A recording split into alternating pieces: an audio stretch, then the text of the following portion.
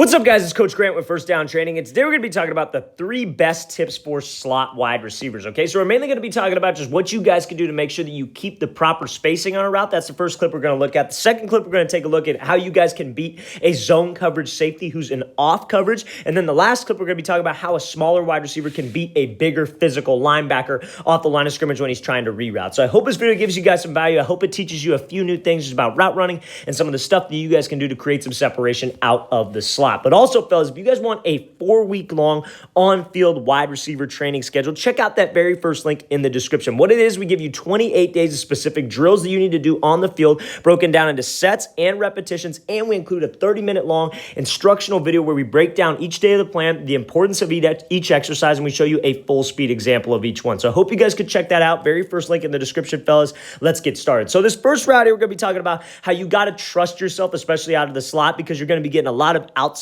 shade coverage, right? So I know a big route from the slot is obviously like a corner, right? You run a lot of corners, run a lot of 10-yard outs, you run a lot of digs, and especially out of the slot when maybe there's safety help, maybe there's not safety help, but because you're out of the slot, you're going to be seeing a lot of outside shade coverage, right? So if I got outside shade man coverage, he's trying to force me here. He's got probably help to the inside, so he wants me to go towards the inside. He doesn't want to let me get this free release to the outside, maybe run a slot fade, whatever it might be, just to be able to create some space. So I got to make sure as a wide receiver, spacing is so important right here. If I have an outside breaking route, I can't force the outside release, right? You hear me talk about that a lot if you guys are familiar with this page, because this guy's just going to get hands and force me right to that sideline. So what he does here is he goes with this like split release, sees that this DB's outside shade. Fine. If I got to run a corner, I'm not going to force it. I'm going to take the inside release. Okay. So the best tip that wide receivers can do out of the slot is to make sure that they don't force their routes. You've got to make sure that you keep spacing. You got to make sure that you stay on the correct path. So you see, when I take an inside release on a corner route, what are a couple things that I should be thinking? You see how this receiver does a great job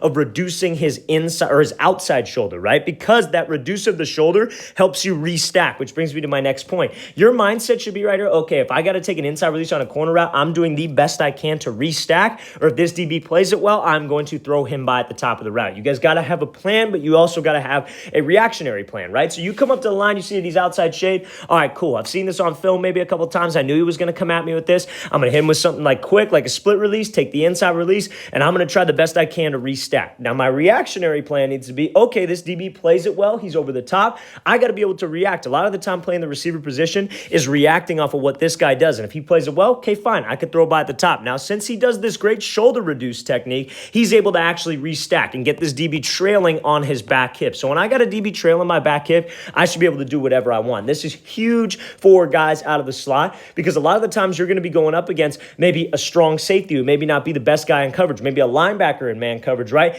And you got to be able to create some separation and use your quickness, use you being able to sell your routes as an advantage to you, right? So this receiver does a great job of getting back over the top, hitting him with this rocker step and really selling with his upper half. Hips and shoulders are going towards the post. That's what's going to get this guy to go. His eyes might be a little high looking at those shoulders, but a disciplined DB who's looking at my hips, if I really throw to the outside and I really throw to that direction, that's going to get him to stumble, or that's going to at least get him to hesitate, and then I can create some separation. But again, you see how he just stays. Where did he start on this route? He started just outside the hash. Where does he finish on this route? He finishes just outside the hash. That's where he's making that break point. You got to be able to keep the spacing on the route, fellas, because if you don't have good spacing, you're going to get covered by one defender. Like, let's say this concept, for example, is like a smash concept, right? To where on the outside, like I'll draw it right here. The outside guy's got a hitch. This guy's got a corner. If you guys round this over here and you have to round your corner off because you're getting rerouted, this DB right here who we're trying to read can cover both of you. So it's so important that you don't force the release. You don't force the route. You really make sure that you're able to restack or throw by at the top of this thing. Trust yourself at the top of the break. Let's watch it again full speed. Great job shoulder reducing, getting back over the top, and then hitting that rocker step, obviously, to create separation. Number one tip for slot wide receivers, make sure you keep spacing, okay? So now, second thing we're going to talk about is how zone coverage can turn into pretty much off-man coverage when you are out of the slot and you got to run a route that's a certain point downfield, right? So we're going to be looking at a post-corner route, and mainly what I want to talk about is how selling your routes will help you against a safety who's like let's say it's a too high safety look, and maybe they're like off like quarters or something like that, whatever it may be, cover two. But when you get to a certain point, it will, and the DB and the safety doesn't necessarily have any threats, it turns into man coverage. It turns into this situation. So let's watch this full speed. So he's going to be running this post-corner here, right? So we're going to be mainly talking about how you guys want to be able to sell your routes and what works against this DB. So now let's put ourselves in the head of the DB in this situation, right?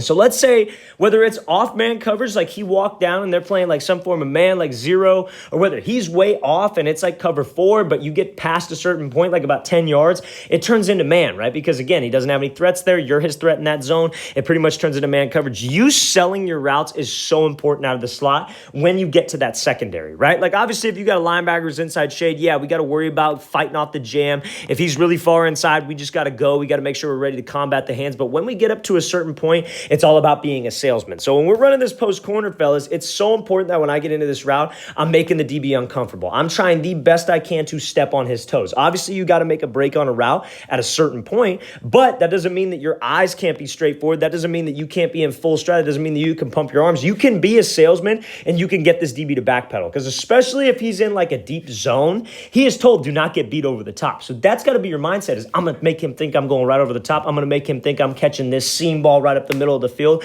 And the second he wants to sit on a route is the second we're going to go call a seam and we're just going to take this shot downfield when it's like second and short or something of that nature, right? So we got to make sure that we understand where a DB's coming or where a safety's coming from when I'm coming out of the slot. So now when he runs this post corner, the same principles apply as man coverage. You got to make sure that I'm here.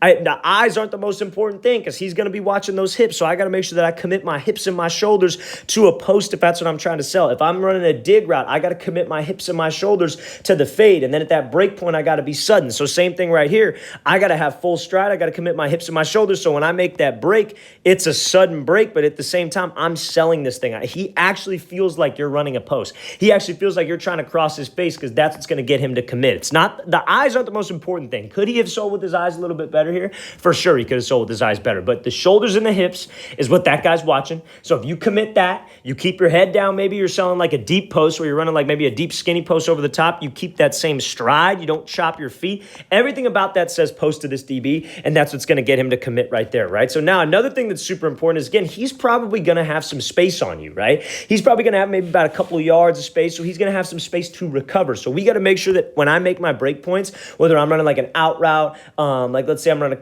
not necessarily a comeback, you wouldn't run that, but let's say I'm running an out route, a dig route, post route, corner route. After you make that break point, you got to focus on accelerating, fellas, because again, about zone coverage, it's about getting to a spot that we need you to be at. So when you're a slot wide receiver, we need you to a spot. From a quarterback perspective, from an offensive coordinator perspective, I need you to be over here at this corner spot. So when I make that break, I got separation. I got to keep separation and continue to accelerate so I can go make this play, because that DB will have space to recover on you. So you got to make sure that he doesn't get a chance to capitalize on that space. Let's watch the thing again, full speed one more time. Now we're going to take a look, fellas. This next clip is how shorter wide receivers can beat a more physical DB and how you guys can get off the line quick against a guy who's maybe got some size on you. So we're going to be looking at this slant route right here. So we go with this slide release that's real quick and we get off the ball. So now when you got a bigger physical dude, right? Now off the slot, usually maybe you're going to be off the ball, right? So you're going to have some space to work, right? So I talk a lot about range, and I talk a lot about using like your quickness to your advantage, because think about it like this. If let's say you're a boxer and you're getting in a fight and you're going up against a jiu-jitsu guy, right? The jiu-jitsu guy isn't going to stand and box with you. He's going to try to take you down, right? So that's how we have to think as a receiver. This guy's a boxer. I'm a jiu-jitsu fighter. I want to use my quickness rather than sit there and try to fight this guy's hands, because he's a much bigger and much stronger guy than me. I'm going to lose that battle probably 9 times out of 10, right? We want to use the feet to set up the hand technique. I'm not saying hands aren't important. I'm saying use the feet, use range to make him make a decision, right? So by range, what do I mean? You see how he goes with this slide release right here.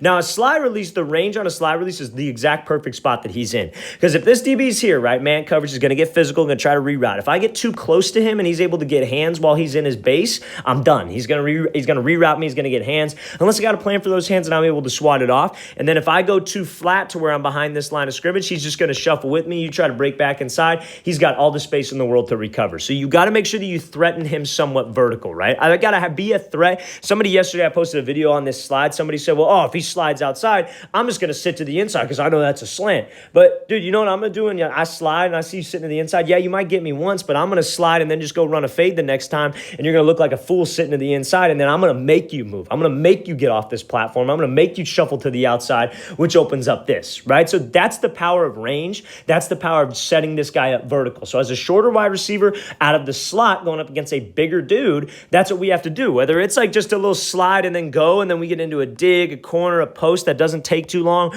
or whether it's a slide and we make a move. I only like that on a slant or on a fade. That's what you want to do. You want to utilize range to where this DB doesn't have a chance chance to get hands on you and he's forced to stay disciplined, shuffle and watch your hips. And if we can force him to stay disciplined, shuffle and watch my hips, I could give him something with my upper half to create some space. And again, look at this, about 5 yards of separation. Got to make sure, fellas, that we understand the concept of range when we're out of the slot going up against these bigger linebacker types who are just going to try to get physical and just try to reroute us. Let's watch this thing again, full speed one more time. Great job utilizing range, utilizing that slide with that little 1-2. Great route. All right, guys, we want to thank you for watching. I really appreciate it. I hope this video gave you guys some value. Hope it taught you a few new things just about playing the slot wide receiver position and just how you guys can create some more separation and just be a better overall wide receiver, okay? So again, feel free to ask any questions. Leave those in the comments below. I always appreciate the feedback. And again, fellas, 28-day on-field wide receiver workout plan. All the specific things wide receivers need to do on the field with sets, repetitions, and we include a 30-minute video where we break down each day of the plan, talk about all the drills, and show you full speed examples. Hope you guys could check that out. Very first link in the description. I'll see you guys next time.